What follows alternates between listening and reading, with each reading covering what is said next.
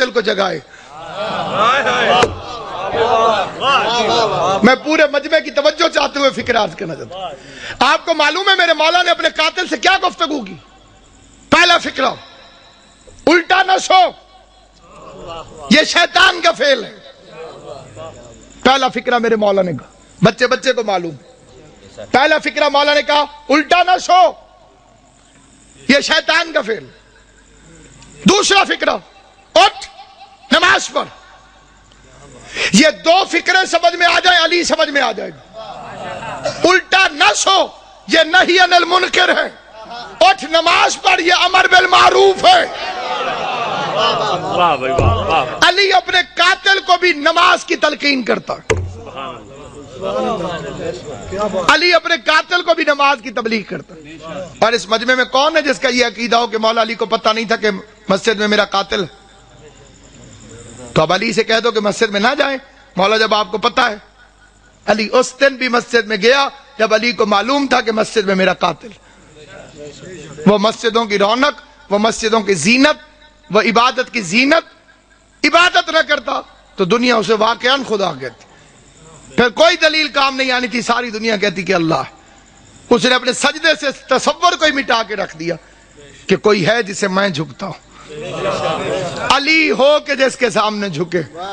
علی کا مطلب ہے بلند. اور کسی نے پوچھا یا علی سجدے کا مفہوم کیا ہے؟ فرمایا بدن کی سب سے اونچی جگہ کا نام ہے ماتھا اور سب سے پست جگہ کا نام ہے زمین. اونچی جگہ کو پست جگہ پہ جھکا کے اقرار کرو کہ کوئی ہے. اپنی اونچی جگہ کو پست کر دو، جھکا دو. اور جھکانے کے بعد فرماتے معبود گواہ رہنا علی اس سے زیادہ جھک نہیں سکتا. اگر میں اس سے زیادہ جھک سکتا تو میں تیری بارگاہ میں جھک. دنیا ماہ رمضان کی مبارکیں دیتی ہے ایک دوسرے کو. مبارک دیتے وقت سوچ لیا کر یہ وہی مہینہ ہے جس میں علی کے بچے یتیم ہوئے. رونے کی راتیں، گریے کے دن ہیں. پردیس میں بی بی زینب کے اجڑنے کا موسم. دنیا کی بیٹیاں عید کے قریب خریداریوں میں مصروف ہیں. بازار بھر گئے ہیں. امیر غریب بچوں کے لیے چیزیں خرید رہا. میرا سلام اپنی ان بیٹیوں پر جو اس عید کو سادگی سے مناتی. ہمارے گھروں میں، آل محمد کے چاہنے والوں کے گھروں میں اس عید کو سادگی سے منانے کا رواج ہے. اس عید کو کیا مسلمانوں کی گن کے 2 عیدیں ہیں. سیدوں کی دونوں عیدیں کوفہ کھا گئے.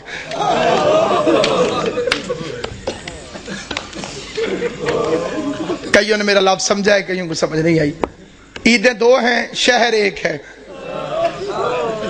ایک عید کو ایک شہر کوفہ دونوں عیدوں کو کھا گئے. ایک عید پہ زینب باپ کا ماما اٹھا کے روتی رہی. دوسری عید پہ دریا کے کنارے مسلم کے بچے ذبح ہوتے.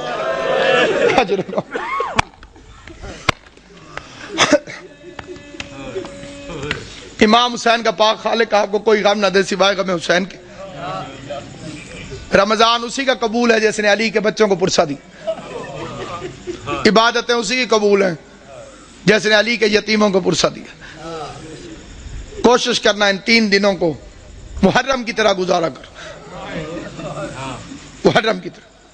اور ایک گزارش میں خاص طور پہ کیا کرتا ہوں، کوشش کیا کرو عید والے دن کالے کپڑے پہنا کرو. اور کوئی میری بات کو دل سے مانے یا نہ مانے، سادات عظام کے آگے میری ہاتھ جوڑ کے منت ہے، ہو سکے عید والے دن کالے کپڑے پہنے.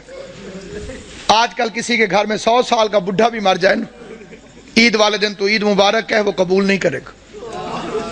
وہ کہتا ہے جی ہمارے گھر فوتگی ہو گئی ہے، ہم نے عید نہیں منائی. علی کی شہادت سے بڑا تیرا نقصان کون سا؟ اور میں نے جو فکرے کہیں پوری ذمہ داری سے کہیں، یہ آل محمد کی سنت. یہ نہ کہا کرو کہ عید نہیں، عید ہے، مناؤ ایسے جیسے سیدوں نے منائی. راوی کہتا ہے میں مدینے میں گیا، میں نے قبر نبی کو بوسہ دیا. قبر نبی کو بوسہ دینے کے بعد میرے دل میں خیال آیا میں اپنے چھٹے امام کو جا کے مبارک دوں. کہتے میں امام کے دروازے پر آیا, میں نے دستک دی. علی کی شہادت ہے, عباس کا علم میرے سر پہ. قسم کھا کے روایت پڑھتا ہوں, امام گھر سے باہر نکلے, بطول کے لال نے کالے کپڑے پہنے ہوئے تھے. راوی دیکھ کے کہتے ہیں مولا لوگ کیا کہیں گے, عید والے دن بھی کالے کپڑے. داڑھی آنسوؤں سے بھیگ گئی, رو کے فرمایا ان مسلمانوں نے ہمیں کون سی عید منانے دی. اللہ تیری ہائے قبول کرے, حسین کی ماں تم سر, انہوں نے ہمیں کون سی عید منانے دی. عیدیں سوگوار ہو گئی آل محمد کی, جن کے صدقے میں عید عید تھی, ان ظالموں نے ان گھروں کو لوٹ لیا.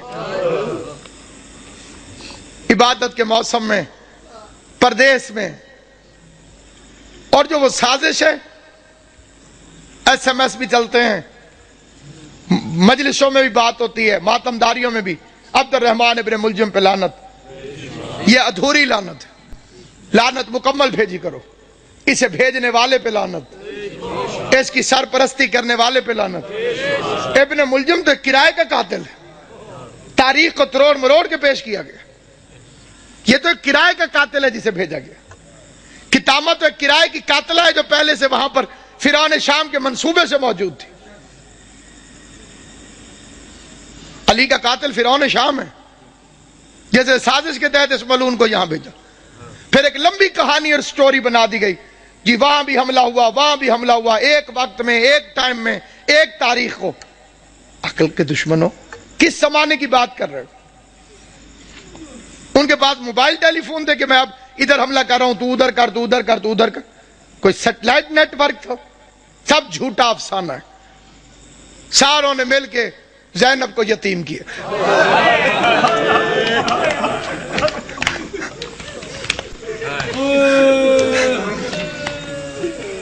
شریف امام. تو بعد میں پتہ چلا, ایک گھر سے رونے کی آواز آئی, حسن حسین اس گھر کے اندر چلے گئے علی کی شہادت کے بعد. دیکھا ایک اندھا بیٹھا ہوا ہے, نہ ہاتھ ہے نہ پاؤں. حسن پوچھتے ہیں بھوک لگی ہے, کہتے لگی ہے لیکن رویا اس لیے نہیں. حسین پوچھتے ہیں پیاس لگی ہے, کہتے بہت لگی ہے لیکن رویا اس لیے نہیں. حسن حسین پوچھتے ہیں پھر رونے کی وجہ, کہتے اللہ کرے وہ خیریت سے ہو. حسنین پوچھتے ہیں کون, کہتے ایک مزدور تھا جو روز کوفے سے میرے لیے کھانا لے کر آتا تھا, مجھے اپنے ہاتھوں سے کھانا کھلا کے چلا جاتا تھا. 19 رمضان سے وہ میرے پاس آیا نہیں.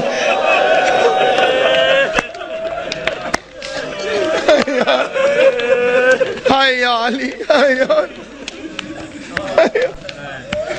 آواز صرف مزدور نہیں, امیر المومنین تھا, ہمارا بابا تھا علی ابن ابی طالب. ہم یتیم ہو گئے, آج کے بعد تجھے حسن کھانا کھلے گا.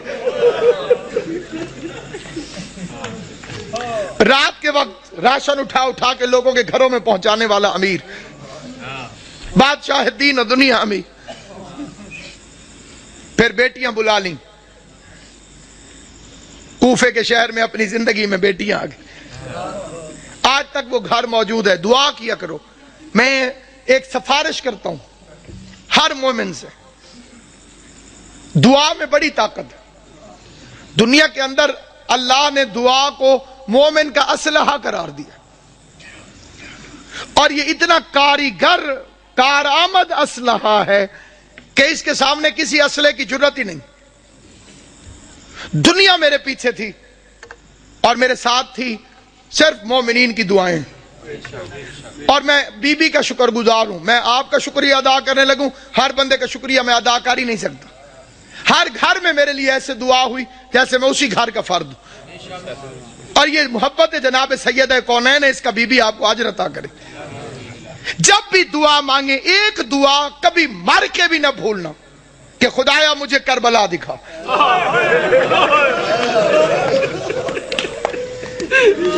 خدایا مجھے حسین کی قبر میں. میں آپ کے لیے کہتا ہوں, میرے لیے آمین کہہ دے. خدایا قبر حسین کی زیارت, خدایا غریب زہرا کی قبر میں. جو کربلا گئے ہو وہ کوفہ بھی گئے ہوگے, جو کوفہ گئے ہو تم نے وہ گھر دیکھا ہوگا جو علی علیہ السلام کا گھر تھا. حسن حسین کا کمرہ، ابی الفضل عباس کا کمرہ، زینب و کلثوم کے قرآن پڑھنے کا کمرہ، چھوٹا سا گھر ہے، چھوٹا سا گھر، وہ آج تک موجود ہے وہاں پہ۔ علی کی سیرت، علی کا کردار، علی کا طرز زندگی، دارین قربان یا علی۔ عثمان ابن حنیف میرے مولا کا صحابی ہے، وہ کہتے ہیں میں نے 3 دن مزدوری کی، مزدوری کرنے کے بعد میں نے تھوڑا سا حلوہ بنایا، پیسے بھی تھوڑے تھے، حلوہ بھی تھوڑا سا بنا، اسے کوئی ایک آدمی چکھ سکتا تھا، بس اتنا تھا۔ کہتا میرا ارادہ ہوا میں کھاؤں، پھر میں نے ہاتھ چھوڑ دیا، میں نے کہا میں اپنے مولا کو پیش کرتا ہوں، علی علیہ السلام کو کھلاتا ہوں۔ وہ کہتا میں مولا کے دروازے پر گیا، میں نے دستک دی، علی مصلی سے اٹھ کے باہر آئے، میں نے کہا مولا یہ حلوہ قبول کرے۔ علی نے لے کے واپس کیا، فرمایا ابن حنیف اللہ تجھے اجر دے، یہ حلوہ واپس لے جا، تیرے امام نے اپنی زبان کو لذت والی غذاؤں کے ذائقے سے آشنا نہیں کیا۔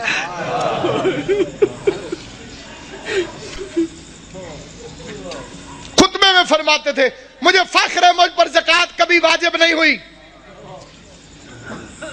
علی وہ امام ہے جس پر زکوٰۃ کبھی واجب نہیں۔ مطلب پتہ ہے زکوٰۃ اس پر واجب ہوتی ہے جو مال کو جمع کر کے رکھے، جس نے کبھی اپنے پاس مال جمع کر کے رکھا ہی نہ ہو، خدا کی راہ میں خرچ کر دیتا ہو، اس پر زکوٰۃ کہاں سے واجب؟ جو جانوروں کے لیے بھی وصیت کرے، گورنروں کو خط لکھا میرے مولا نے، ایک لمبا راستہ ہو لیکن اس میں پانی اور گھاس ملتا ہو، ایک شارٹ کٹ ہو لیکن اس میں پانی اور گھاس نہ ہو، تو خبردار لمبے رستے کے خوف سے جانوروں کو اذیت نہ دینا، لمبے رستے سے آنا تاکہ جانوروں کو پانی بھی ملتا رہے اور کھانے کو بھی دعوی ملتی۔ کالی رات تو فرمایا تھا یہ بطخیں میرا نوحہ کر رہی، بطخوں نے اپنے چونچوں میں مولا کی ابا لے لی تھی، یہ میرا نوحہ پڑھ رہی، میرا نوحہ پڑھ رہی۔ کبھی بطخیں کسی مقام پر شور مچائیں تو پریشان نہ ہونا، اس لحاظ سے ان کی عزت کر لینا کہ یہ علی کے گھر میں پلتی، اور اسی طرح شور مچا کے روئی تھی حیدر کرار کے لیے، فرمایا حسن انہیں پانی پلا سکو، کھانا کھلا سکو، دانا چگوا سکو تو رکھنا، ورنہ انہیں آزاد کر دینا۔ میں ایک مرتبہ فکرہ کہتا ہوں، بے غیرت زمانہ جو علی جس کوفے میں بطخوں کو بھی پیاسا برداشت نہیں کرتا تھا، اسی شہر میں اس کی پوتی سکینہ حسرت سے مسلمانوں کو دیکھتی رہی کہ کوئی ہے جو مجھے محمد کے رشتہ داری کی وجہ سے پانی کا ایک گھونٹ ملے۔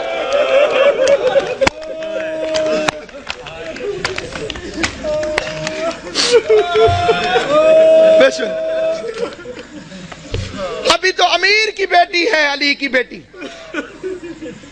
امیر کی بیٹی تھی تو اتنے ظلم کیے، پھر اس کوفے میں آئے گی غریب کی بہن بن کر، عورتیں اکٹھی ہو کر آ گئیں، یا علی ہم نے سنا ہے کہ آپ نے فرمایا ہے کہ ہر چیز کی کوئی نہ کوئی بہار ہے، اور قرآن کی تلاوت کی بہار ماہ رمضان۔ علی فرماتے ہیں سچ ہے مولا، ہم نے یہ بھی سنا ہے کہ آپ نے فرمایا کہ آسمان والوں کے لیے زمین کے وہ گھر ستاروں کی طرح چمکتے ہیں جن میں قرآن کی تلاوت ہوتی۔ علی نے فرمایا سچ ہے مولا، ہمارے مرد تو قرآن پڑھ کے آ جاتے ہیں مسجد میں، ہم عورتیں وہاں پہ پردہ ہوتا ہے، ہم آ نہیں سکتی۔ ہم نے سنا ہے تیری بیٹی ہو بہو تیری طرح عالم ہے، ہم نے سنا ہے تیری بیٹی زینب ہو بہو تیری طرح بولتی ہے۔ پوری تقریر بے شک توجہ سے نہ سننا، فکرے پہ ضرور توجہ کرنا، یہ لفظ نہیں الہام ہے۔ میں نے 2 ہستیوں کو علی کی طرح بولتے دیکھا ہے، عرش پہ کبھی اللہ بولے تو علی کی طرح بولتا ہے، فرش پہ کبھی زینب بولے تو علی کی طرح۔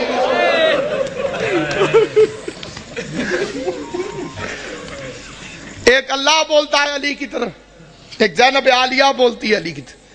میرے مولا نے فرمایا قرآن پڑھائے گی لیکن کوشش کرنا کہ بھیڑ بنا کے نہ جانا۔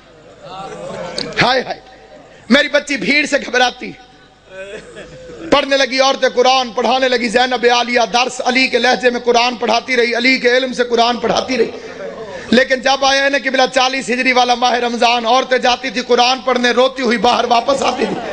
کوئی ماتم کرتی ہوئی آتی قبلہ، کوئی روتی ہوئی آتی. کسی نے پوچھا جاتی تو علی کی بیٹی کے پاس، میری طرف دیکھنا. جو بندہ ماتم کرنے آیا ہے، جو بندہ جنازہ اٹھانے آیا ہے، غیر جنازوں میں چپ کر کے شریک ہوتے ہیں. جو اپنے ہوتے ہیں وہ تڑپ تڑپ کے روتے ہیں. تمہارے رونے کا سامان کرنے کے لیے فقرہ پڑھنے لگا ہوں.